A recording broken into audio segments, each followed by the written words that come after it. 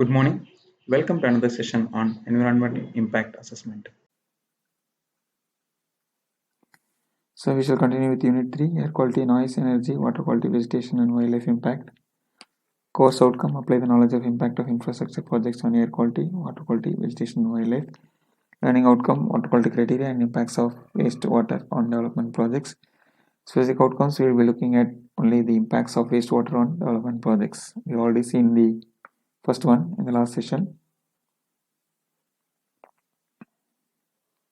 So impact of wastewater quality on construction projects, right? So on-site construction activities may cause water pollution from the following. One is uncontrolled discharge of debris and rubbish such as packaging, construction materials and refuse, etc. Spillage of liquid stored on site such as oil, diesel, solvents. However, the effects on water quality from the construction activities are likely to be minimal, provided that site boundaries are well maintained and good construction practices are implemented to ensure that litter, that is waste materials, fuel and solvents, are stored and handled properly. Sewage effluent. So domestic sewage would be generated from the workforce during the construction phase. That is, workers will be staying in some, um, in some houses, right? And they'll be producing some, that their activities will produce some domestic sewage, right? So portable chemical toilets will be provided for the site workers. The contractor will have the responsibility to ensure that chemical toilets are used and properly maintained, and that licensed contractors are employed to collect and dispose of the waste of the site at approved locations. Therefore, no adverse water quality impacts are anticipated. Construction runoff and drainage. During site clearance, runoff and drainage from the work area would be the main source of potential water quality impact. Site runoff and drainage may contain increased load of suspended solids and contaminants. Potential sources of pollution from site drainage include runoff and erosion from exposed soil surfaces, earthworking areas and stockpiles, release of grouting and cement materials with rain wash water from dust suppression sprays, and fuel and lubricants from maintenance of construction vehicles and mechanical equipment. Site runoff and drainage from the work areas on the upper hillslope, if uncontrolled, could enter into the drainage culvert. The installation of soil nails and raking drains would not involve any pumping or discharge of groundwater, and hence no alteration of the existing groundwater level will be expected during these construction activities. This is something to do with the foundation, right? Providing something in the foundation. That is why they are saying, whether the groundwater is going to get affected or not. Also, air would be used as the flushing medium, hence the groundwater would not be affected by the flushing medium of the drilling equipment. In addition, permanent casing may be provided to the drill hole of soil nail within the permeable collovium layer as instructed by the engineer. This extra measure would also minimize the impact of the groundwater table situated at the permeable soil stratum. Potential source of pollution from the construction and installation of soil nails may include effluent discharge during grouting and wash water from dust suppression sprays. An outlet pipe extending above the slope surface would be installed to facilitate collection of discharge of air, water and grout from the drill hole inserted with the soil nail during grouting. With this appropriate setup, spillage during the grouting operation would be effectively controlled. As a good site practice, mitigation measures should be implemented to control site runoff and drainage from the works area and to prevent runoff and drainage water with high levels of suspended solids from entering the drainage culvert. With the implementation of the adequate construction site drainage and provision of sediment removal facilities, it is anticipated that the unacceptable water quality impacts would not arise. So, we have seen that what kind of activities will cause what kind of pollution on the water, right?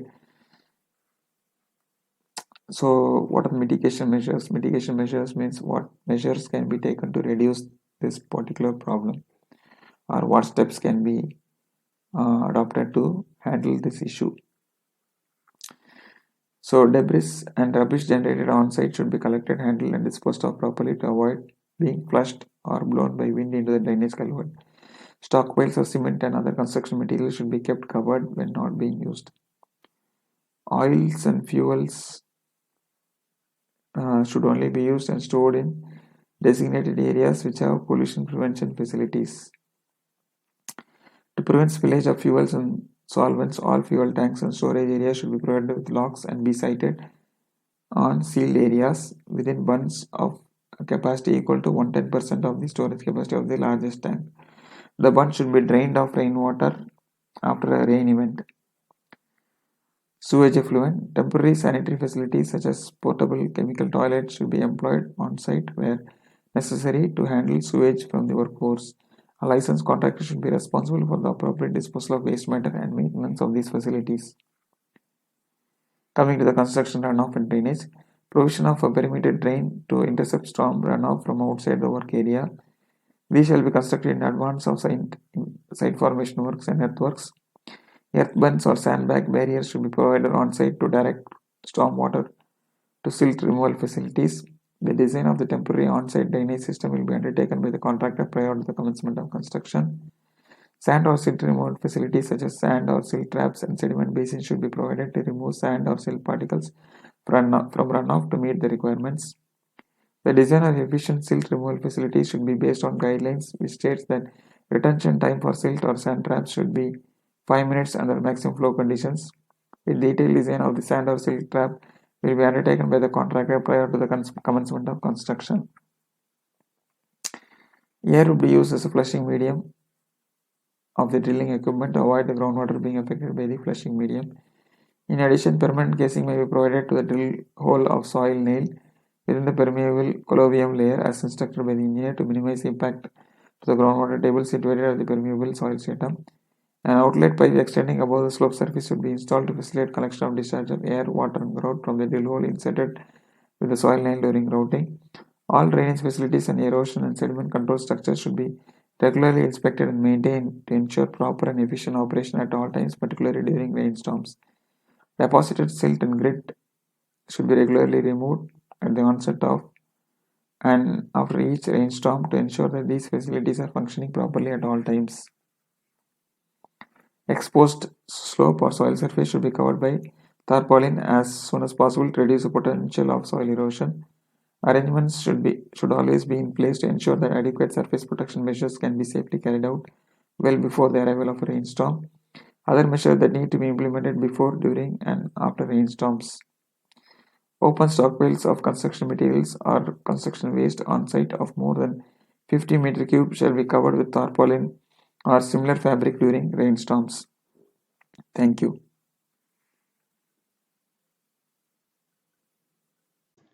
Thus, we come to the end of this session. Thank you for your participation. Looking forward to meeting you in the next session.